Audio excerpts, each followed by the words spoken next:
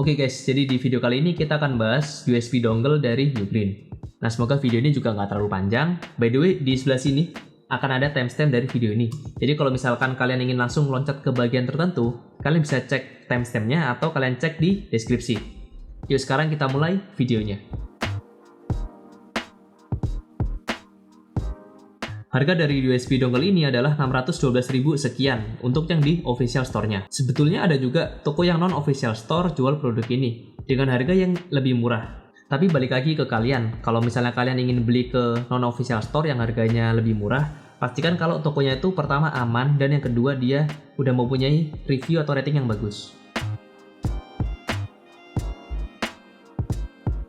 Oke, sekarang kita akan masuk ke review produknya. By the way, USB dongle-nya lagi aku pakai buat nyalain layar di belakang nih. Ini akan aku ambil, tapi layarnya jadi mati. Bentar ya. Ya tuh kan mati kan. No signal. Ya wis lah. Nah, jadi ini adalah USB dongle dari Ugreen. Kelihatan nggak ya di kamera?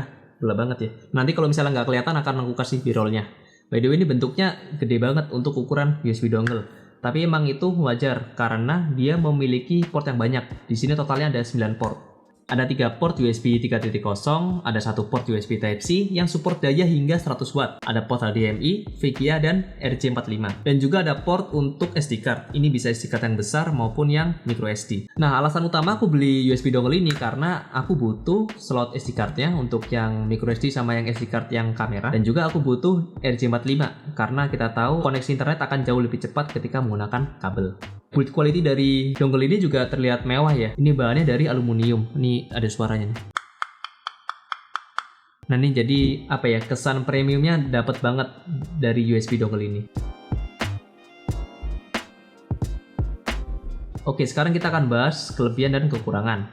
By the way, kayaknya yang kelebihan nggak aku bahas karena ya straightforward aja ini USB. Istilahnya apa ya, udah menang banyak lah, portnya banyak, dia keren.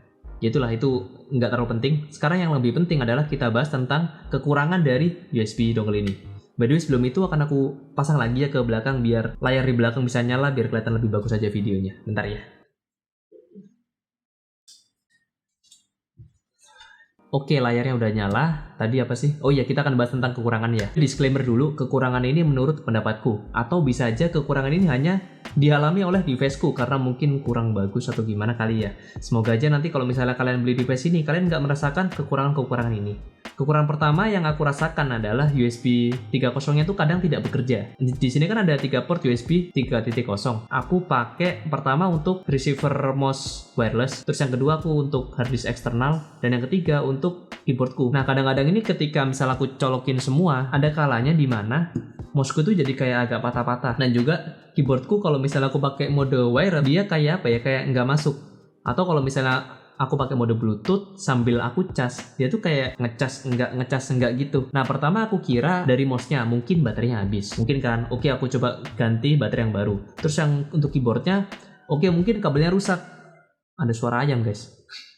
Oke, nah yang keyboardnya aku pikir kabelnya rusak. Nah, jadi aku ganti kabel, cuma sama aja. Oke, berarti rusaknya bukan di situ. Nah, terus akhirnya aku coba ganti nih. Kebetulan di hard disk eksternalku ini juga bisa berfungsi sebagai USB dongle.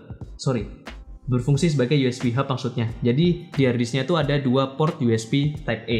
Aku coba mouse-nya aku colokin ke situ dan kabel untuk keyboardnya aku colokin ke situ dan itu lancar. Semuanya berjalan dengan lancar. Jadi menurutku agak percuma aja ada 3 port USB 3.0 ini, tapi ternyata ketika kita gunakan semua itu nggak bisa bekerja dengan baik. Kekurangan yang kedua adalah di port RJ45-nya. Sebenarnya ini bukan kekurangan sih, tapi FYI aja.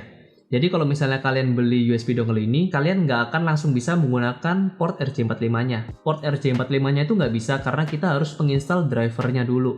Nah, untuk download drivernya kalian bisa buka halaman ini. Nanti linknya akan aku taruh di deskripsi.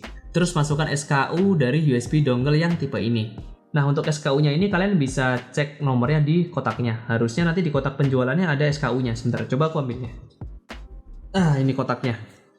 Nah, ini ada SKU-nya nih. Waduh, kelihatan nggak ya? Ya, nanti kalau nggak kelihatan akan aku kasih B-roll-nya aja. Di sini ada SKU-nya 40873.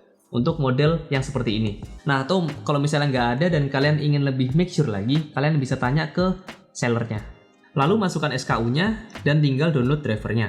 Nah, di sini akan ada untuk beberapa jenis OS. Kebetulan sekarang yang aku gunakan adalah macOS, jadi aku pilih yang buat Mac. Itu nanti tinggal kalian sesuaikan aja kalian sekarang sedang menggunakan OS apa. Dan setelah selesai install drivernya, RJ45-nya sudah bisa langsung digunakan.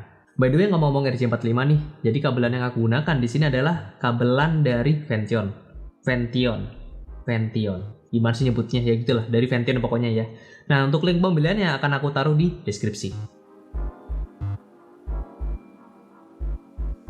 Oke, kesimpulannya USB dongle ini sangat recommended, tapi bukan untuk semua orang. Jadi kalau misalkan kalian butuh port RJ45 dan juga port SD card reader, aku sangat merekomendasikan USB dongle ini. Tapi kalau misalkan kalian cuma butuh port HDMI dan juga satu port untuk USB 3.0, ada juga banyak pilihan USB dongle yang lain yang bagus dan yang pasti harganya lebih murah. Karena menurutku akan sayang aja sih, kita udah beli USB ini mahal-mahal, kita dikasih fitur banyak port tapi kita nggak gunakan semuanya. Oke, semoga video ini bisa membantu kalian yang sedang mencari USB dongle.